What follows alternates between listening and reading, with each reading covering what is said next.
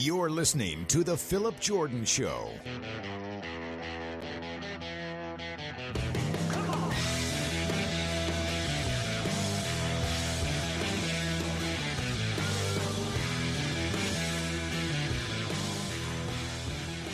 What's up, everybody? Welcome in on this Wednesday here on The Phillip Jordan Show. I'm your host, Phillip Jordan, from Last Word on College Football, where I cover Auburn Tigers, and I'm the in-studio host and producer of That's One's Football on 96.9, The Legend. On today's show, I am going to be joined by Last Word on College Football managing editor Tony Siracusa. We're going to look back at both the college football playoff games on Monday. Of course, Alabama falling to Michigan 27-20 in overtime. We'll break that one down, and we'll also talk about Texas losing to Washington 37-31. Two very great games, and sets up a matchup between Washington and Michigan. The first time in 9 seasons that we will not have an SEC team in the national championship game. And after that, we'll go around and look at some news around Southeast in college football. And also, we will look at Tennessee and LSU's bowl victories from Saturday. You can check out the Phillip Jordan Show podcast over at wiregrassdailynews.com or wherever you get your podcasts. If you're on Apple Podcasts, please follow, rate, and review. Leave a review, and I will read it on a future edition of the show. And if you leave just 4 stars, you are just a straight-up hater. You can email me at sports.phillipjordan@gmail.com. Everybody joining me on the show today, as promised at the top of the show, our fearless leader over at Last Word on College Football, the managing editor, Tony Siracusa. Tony, I appreciate you coming on the show. I don't think we have any games to discuss, but we'll figure it out. No. Thankfully, we get a little break. We can come up for air a little bit. Yeah, absolutely. It was, wow, just what a set of games. I mean, yeah. What's funny is the last 2 years we've had these great semifinal matchups. Even last year with the Michigan TCU game, Ohio State, Georgia. Before that, we had maybe 2 or 3 that came down to the wire. They were always blowout semifinals. Yeah, so we've really seen a shift in the 14 playoff, and of course it's gone after this year. But exactly, we finally got it right, and now we're going to change it. So I'm going to lead it up to you. Which game would you like to start with? Well, I mean, look, the Rose Bowl, was the first game of the day, so we can go to that. It was eye-opening for a lot of people, and no offense to anybody's audience or anything like that. It was eye-opening to a lot of SEC people because Michigan was the more physical team, and Michigan won. And I know SEC fans aren't used to hearing somebody else who was more physical. But Michigan was, especially on the defensive line, especially early in the game. Look, they blitzed a few times, but they were mostly running defensive line stunts. And they were in the backfield, on Milroe constantly. 5 sacks in the first half, a stunning amount of tackles for loss. And when you go back and you look at the stats, it was not heavily in favor of the linebackers making those plays. It was the defensive linemen. So it wasn't a lot of exotic blitzes. It was straight up physical defensive line play that really dominated Alabama's offensive line. And I know that's hard for SEC fans to believe. And I know it's hard for Bama fans to believe, but that was the reality. Now, look, Bama made adjustments at halftime. Milroe wasn't sitting back in the pocket nearly as much. They got him out in motion. They got him out of the pocket, and it worked. He only got sacked once, I think, in the second half. But there also that also wasn't his strength. That was throwing on the run, trying the receivers trying to fight their way through the Michigan defensive backs. Really wasn't the original game plan that Alabama thought they could utilize. So, look, Michigan, props to Jim Harbaugh. It's never easy for anybody to say. Props to Jim Harbaugh. The time that he spent with the game planning worked, and he had the personnel to do it. Look, this was Alabama's probably weakest team lineup-wise in probably about 3 or 4 years. Now, having said that, Alabama's weakest lineup can still beat 99% of the college football teams in this country. They're still better than most everybody. But in terms of playing at the highest level, this was probably the team that was personnel-wise least prepared to do it. Yeah, and you know what? And one thing too at Alabama, see, that was an issue, the offensive line early in the year. It was. Milrow, it was like there was a stretch this year. I think Alabama, their quarterback was getting sacked 4 or 5 times a game. Right. And it seemed like that issue had went away, that they had done better with that. But then we look at, last night on Monday, that problem came again. And then I guess, and I'll say this, I picked Alabama going into the game. Okay. My main reason was I was not sure if the Michigan wide receivers could get open. That was when I looked at them. I had doubts about the receivers from Michigan, but you got to give Jim Harbaugh and that whole staff credit. They did a good job at scheming their wide receivers open. They absolutely did. And in terms of what you were talking about with the offensive line, this was not a case, because Milrow has had some challenging games. This was not a case of Milrow not making it through his progressions, Milrow not seeing the receivers. This was Milrow didn't have time to breathe. This was, the minute he was 3-4 steps back in the pocket, he was under siege. So this was not an issue of Milrow and the mistakes. Now, that play at the end of the game, yeah, maybe, because I know a lot of people have issues with the play call, and I get it. But if you watch the replay, watch it slowly, you see that, it was the play was clearly designed for Milrow to win or lose the game. There was no pass option there. I know people were saying, oh, look, they got the back. You could have dumped it off. It wasn't there. What was there is the right guard pulling to the left. There was a hole to the left that Milrow didn't see. He went straight up the middle. He tripped over the leg of one of his offensive linemen, wound up going headfirst into what looked like a dive into the middle, but it was more he tripped over his own lineman when there was a stunt gap to the left that he just didn't see. And it was there. Would he have made it in from 3 yards out? I don't know. Nobody does, but it was better there than going up the middle. So I give Nick Saban credit. He could have thrown, his players under the bus, hey, he made a mistake. He made the wrong call. And Saban just said after the game, the play didn't work. We had different plays called, and then they called a timeout and we called a timeout, and there were adjustments in the schemes. This was our last play and it didn't work. And, it happens. And so, it would have been easy to blame Milrow. Most of the fans I see on social media are blaming Milrow.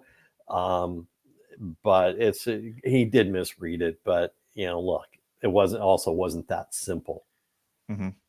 Yeah, and the snap wasn't great either. I mean, no, and here's the thing: they have had you're in your 14th game of the season. How are you still having snap problems from the center? Because there were 4 or 5 of them in Monday's game. How is that still happening 14 weeks into the season? This and look, I get it from a blocking standpoint. He's your best option at center.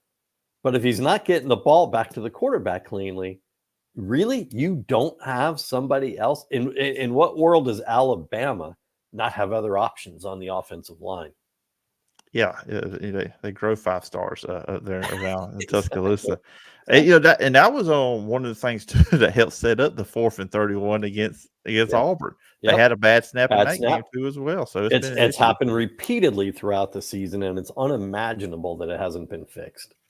So JJ McCarthy, yes. I think a lot of people looked at him like this year, especially lately at the end of the year.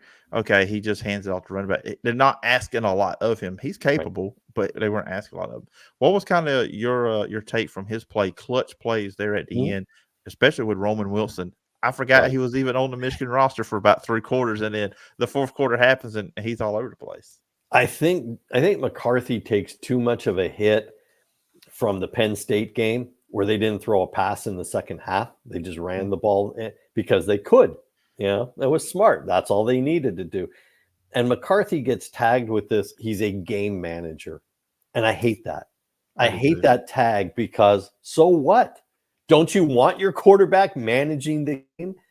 If that is the strength of your offense, to play it tight, to play it close to the vest, and that is the strength of the offense and it's working, who cares if he's not lighting up the scoreboard with 300 passing yards a game? All you need to do is win, right? Hey, there are game managers who have Super Bowl rings, all right? So I think we can stop using game manager as a pejorative, as a negative on how we label a quarterback. He did what he was asked to do. He made some big plays. He made some terrific passes. He kept plays alive. He was making his progressional reads. He was doing what, did he put up dazzling numbers? No, but they didn't need him to. They had a running game. They had Blake Corum. They had a defense that was just, in Alabama's face the entire game. Even with all that, it came down to one play. It came down to 3 yards. But that's what happens in a game of elite programs. So that's not on McCarthy that they didn't score more, they didn't do more. It's not on him. That is the way the game is played. And you have 2 elite programs. It went to overtime. That's the way this is supposed to work. And look, the greatest quarterback to ever play the game, who also played for Michigan, was pretty much a game manager for the first half of his career, sure. Tom Brady. So sure. Absolutely. Yes, it's not a negative. You're running the offense the way it's designed to run. That's a positive. Yeah, I thought that's what the quarterback was supposed to do. He's supposed to manage the game. Exactly. Talk about quarterbacks, the Sugar Bowl. Michael Penix. I mean, I think most people knew he was good, but I think also, and you used to live on the West Coast. Sometimes I think that could be a deterrent for some players because absolutely some people go to bed early on the East Coast and they don't see some of the games out there with the Pac-12. But and his pinpoint accuracy.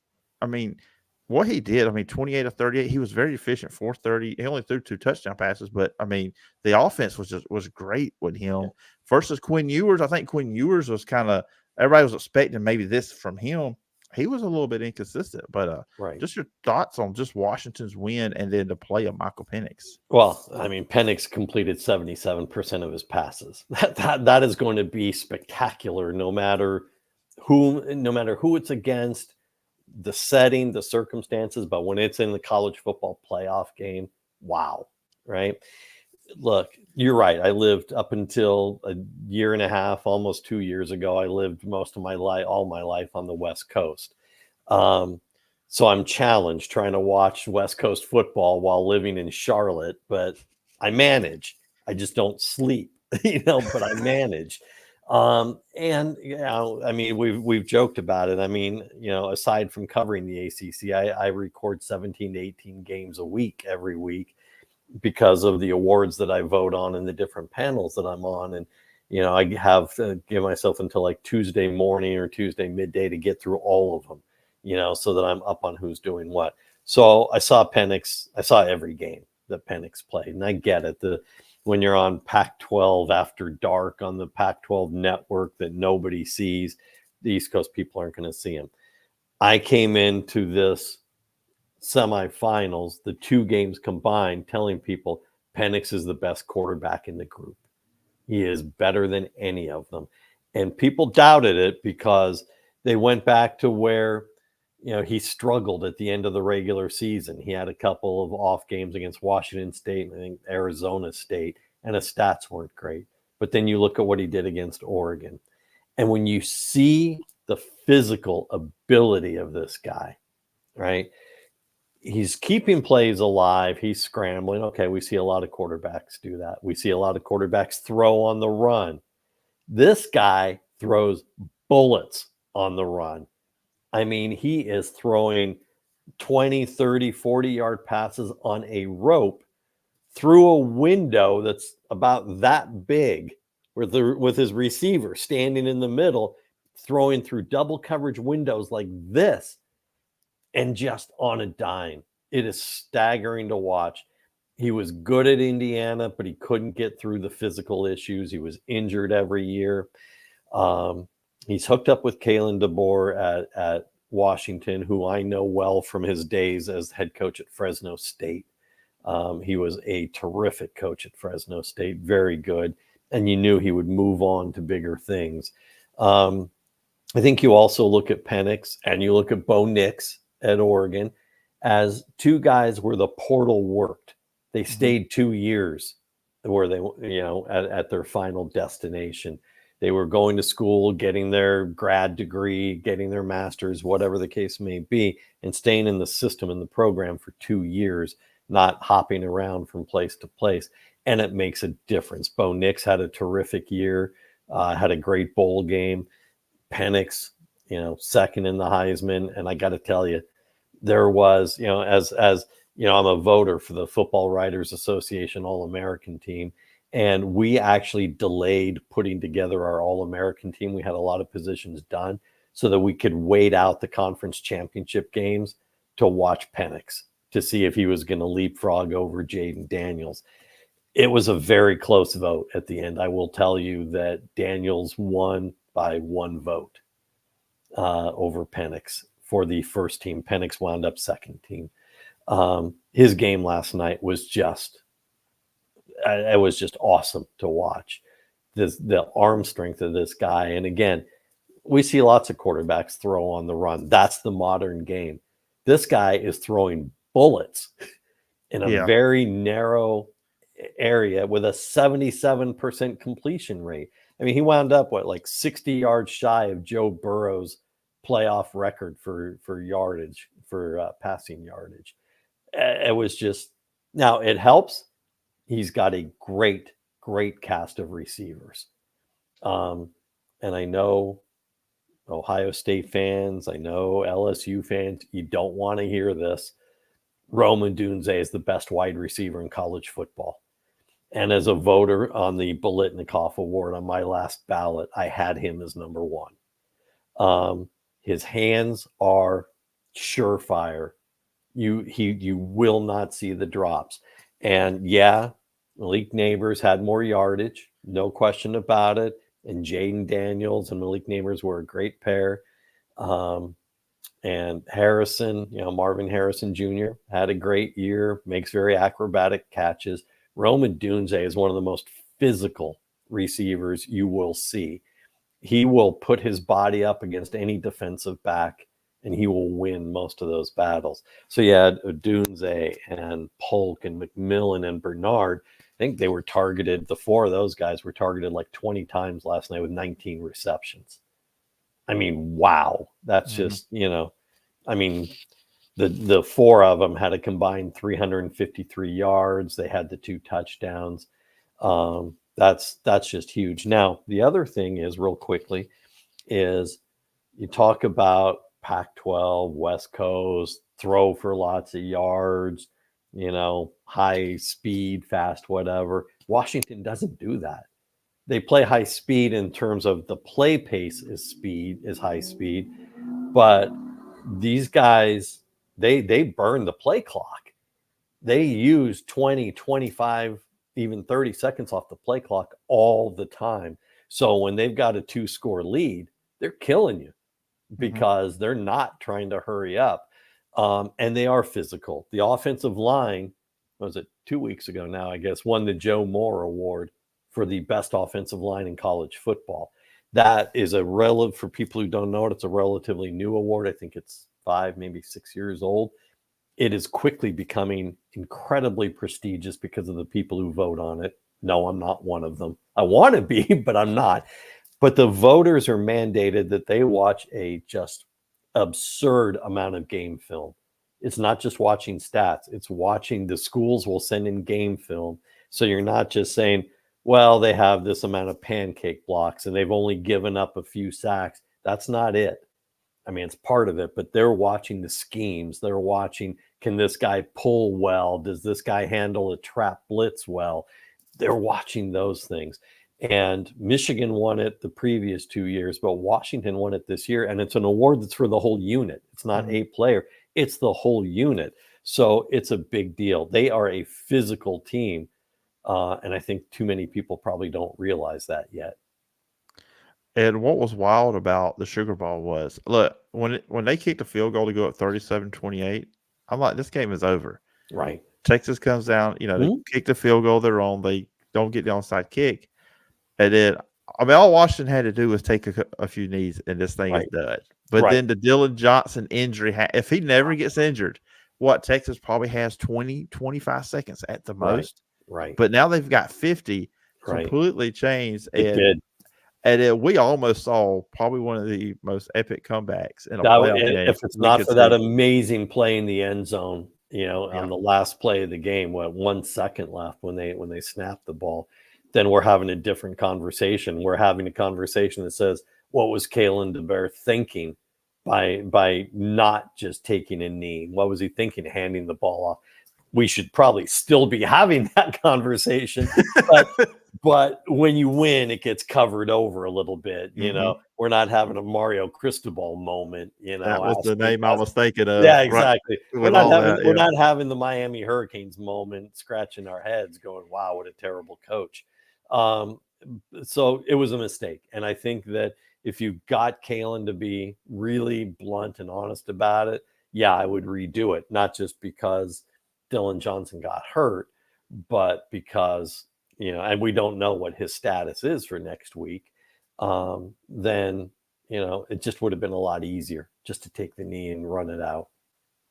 So with the matchup, and how do you see these two matching up with each other? Because it's two different styles. Very different. Very different. If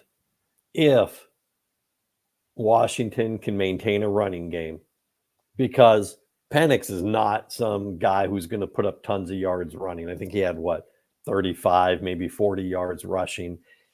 Maybe two of them were, maybe two of those plays were design plays. The others were just running when the pocket collapsed. He is not, he is a pro style quarterback. He is not out there to tuck and run. So they need a running game to support the passing game. If Dylan can play, if he's healthy enough to play, if they can have a running back, I actually like Washington to beat Michigan, because while Michigan is very physical, and while that defensive line has proven to be a strength for the Wolverines, it is going up against the Joe Moore award-winning offensive line that is far better than what they faced against Alabama. And then beyond that, while Michigan's defensive backs did a good job yesterday against well above average receivers, this is a group of stunningly elite receivers. And I don't see Michigan's defensive backs being able to play man on man against these guys all night. So I like a lot of points scored, because Michigan's going to have to score a lot to keep up. And I like Washington winning a very, very close game. Yeah, it's almost like you're dealing with three Marvin Harrisons. Yeah, it really is. And look, Ohio State had last year, and to a lesser degree this year, where they had a really good receiver unit, but it's not like this. Mm-mm. These guys are big. They're fit. These are not 5'10", 5'11", 6-foot receivers. These guys are 6'4", strong, physical, and you cannot guard all four of them all night with a bunch of 6-foot defensive backs. It won't work. You're going to have to hide your coverage better. You're going to have to put pressure on Penix, which we've seen he handles pretty well most of the time. And it's going to be tough to do when you're facing an offensive line that's as good as Washington's. I see a close game, but I see Washington winning, which of course would just be the greatest irony of all ironies. A Pac-12 team wins the national championship as they're packing up the trophy case, and moving it to the Big Ten in theory. It would be hilarious to see Pac-12 Commissioner George Kliavkoff at the game, really with not much to do other than just enjoy his cocktails in the booth. I wasn't going to bring it up. I was not going to bring that part of it up, but it is true. Lastly, for I'll let you go. Keep you more. I've kept you a few minutes longer than Oh, I said I would. Kind of in a way to stay college football. I know they're bowl season, and mhm. look, bowls aren't what they used to be. We all know Correct, that. Anybody correct. that's followed the sport knows that the bowl season is not what it once was. I know a lot of people complain about it, the opt Mhm. outs, the transfer portal, all the different stuff going on. In your mind, is there any way we can fix bowl season, or is this thing just going to get worse with the 12-team playoffs? Well, I think some of the bowls are going to wind up perishing. I think they're not going to survive a 12-team playoff. Now, some of the bowls, of course, are being melded into the playoff Mhm. format. Some of the lesser ones, look, I'm a college football geek. I have been since the early 70s when I went to my first game, 1972. Yes, I'm that old. I was 7, went with my grandfather to see UCLA play #1 Nebraska. And I was hooked, and it was just all the college football stuff, the game, the uniforms, the band, the huge crowd. It was like, wow, this is, and started going to games, all games every year, all of the UCLA home games every year with them for the next 12 years. Um, it so I love bowl season. Have we reached a point of saturation? Sure, we have. Is it because of the opt-outs? No, it's not. And I'm sorry, I don't like the opt-outs before bowl games. It's been happening for 20 years. It just didn't get our attention because the numbers weren't that big in terms of how many people were doing it. And let's be clear. I see, to me, and you and I have this conversation as I do with all the writers, the details matter. Don't just Mhm. take the headlines, tons of opt-outs equals bad. Look at the details. Florida State was not a bunch of opt-outs. Florida State was a bunch of temper tantrums that, they were pissed that they didn't get into the playoffs. The 4 teams who did get in were better than Florida State, but the system screwed Florida State because it's impossible to say you're an undefeated Power 5 champion, but you're not good enough.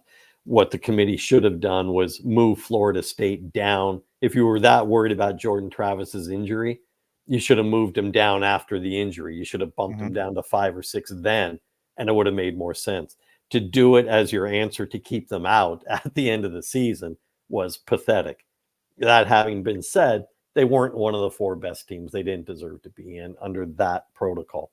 But again, those were not regular opt-outs. That was a temper tantrum. Whatever.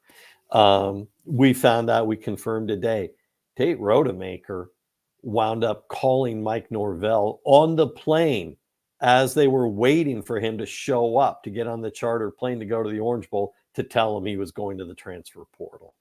That's chicken bleep to do it like that, right? So that's different than the regular opt-outs of, I'm going to the NFL and I want to protect myself. I don't blame those guys.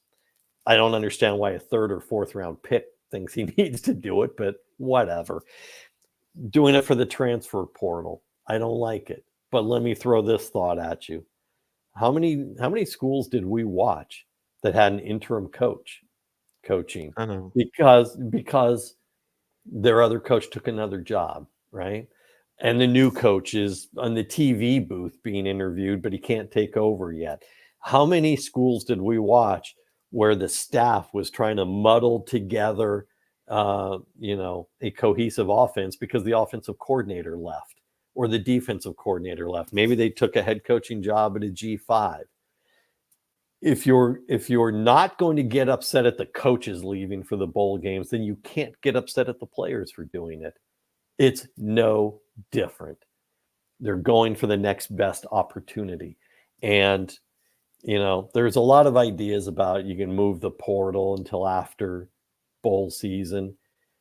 I hear coaches talking about that, and they're in favor of it. Well, wait a second. The coaches are the ones who want to be able to get the players into school in time for the second semester so they can get them into spring camp. If you move the portal back until after bowl season, basically early January, a lot of these kids are never going to get in time for the second semester. So the coaches are complaining about it, but the coaches are the ones who want them in for spring camp. Mhm. You can't talk out of both sides of your mouth. So yes, there are solutions. They are not easy. They're not easy because every time the NCAA tries to do something, someone's taking them to court and they get their head handed to them in court. We've got, they tried to eliminate the multiple transfers, right? You do it a second time, you have to sit out. It took what, 3, 4, 5 days before some basketball players in West Virginia took them to federal court. And there's now a stay where you can't eliminate that. There are ways to do it. The NCAA needs to get rid of the waiver rule. Just don't issue waivers at all. This is the rule. Live with it or don't. No more waivers. They need to move the transfer portal back a week or two, and they need to move early signing day up because we're seeing high school kids get hosed. They're losing their offers from schools because the coaches are going shopping in the transfer portal before early signing day. And they find someone who fits their need and they don't need this high school kid anymore. Mm-hmm. We specifically know of dozens that it happened to. Once you move high school signing day up to that first week of December, as a coach, you don't need to shop in the portal as much now. So it eliminates some of that. There are no easy answers because once there was a little leak in the dam, the whole thing started to go crazy. It's going to take years of step by step to fix it. It's not going to be fixed, by bowl season next year. But there are steps that can do it. And you got to change the calendar. You got to change some of the processes.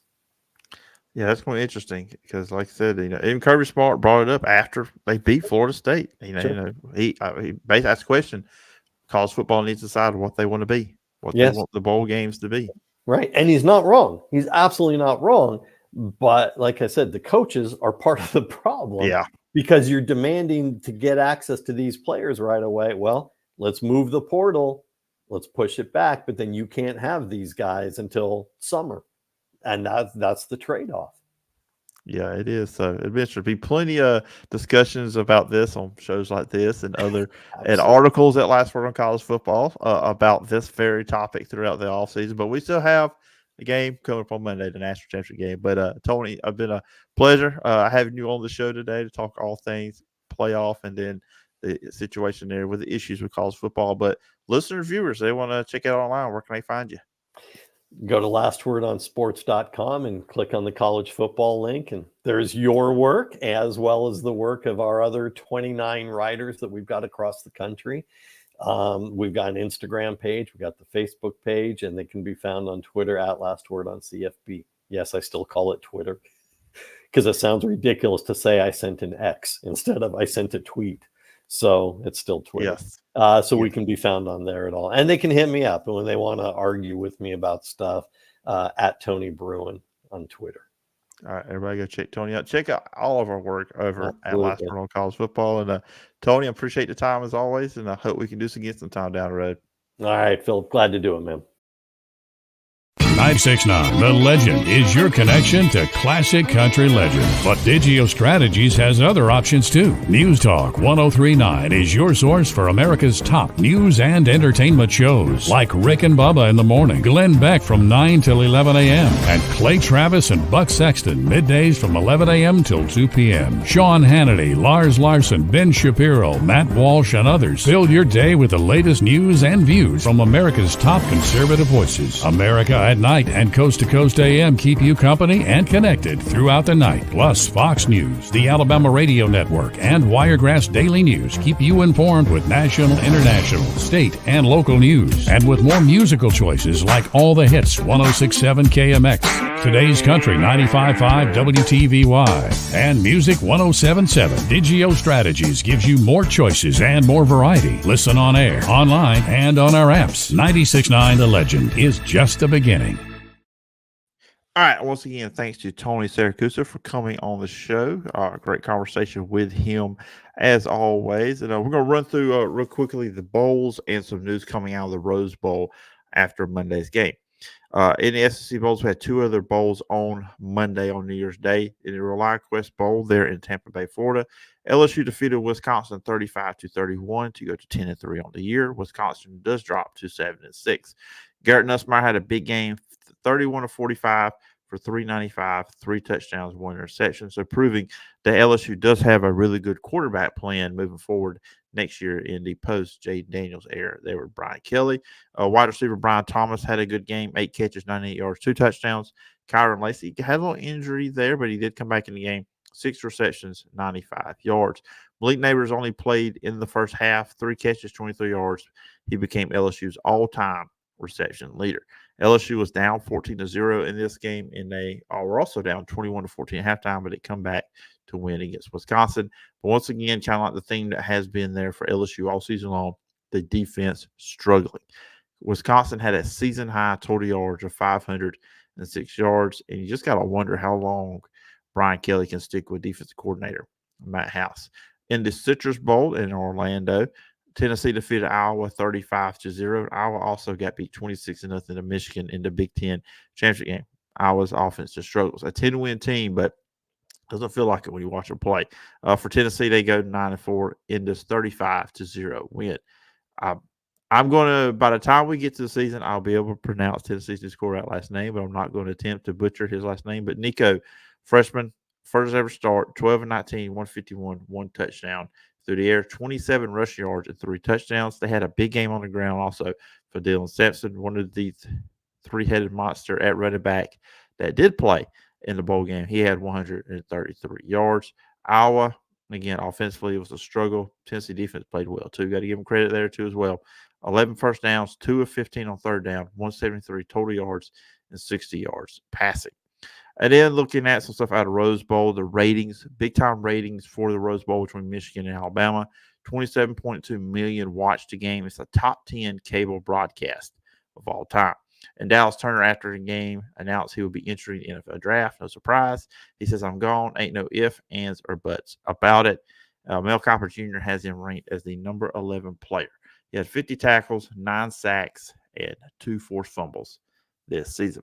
And that's going to do it for today's edition of the show. Be back on Friday. We're going to talk more Alabama on Friday. We are going to put a stamp on Alabama season. We're going to tie it all up. And AJ Spur is scheduled to join me on Monday. So we'll jump into Alabama, get his thoughts on what happened in the Rose Bowl against Michigan and what Alabama does moving forward. Remember, you can follow me on social media at PJordanSEC. The podcast is available over at wiregrassdailynews.com or wherever you get your podcast. If you're on Apple Podcasts, please follow, rate, and review. Leave a review, and I will read it on a future edition of the show. And if you leave just 4 stars, you are just a straight-up hater. You can email me at sports.phillipjordan@gmail.com and check out my written work on Last Word on college football. That's it for the show today. Thank you for watching and listening to The Phillip Jordan Show.